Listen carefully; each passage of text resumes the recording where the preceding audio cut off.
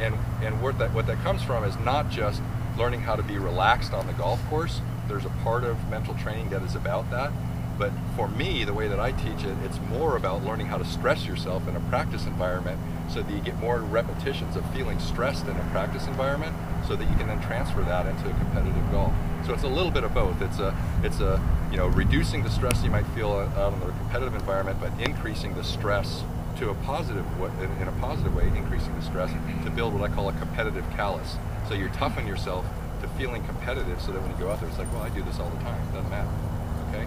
So number one is about us learning how to harness our thoughts and learning how to pay attention to the correct things. Okay? And learning how in practice we want to practice consistency so that we can apply that consistency out there. So that's primarily where we want to go. And part of that consistency is the consistency of how we approach putting and how we approach the green reading and the pre-putt routine and how we approach our response with a make or a miss and how we're measuring success. What is our success criteria? Oh, spider that just jumped in.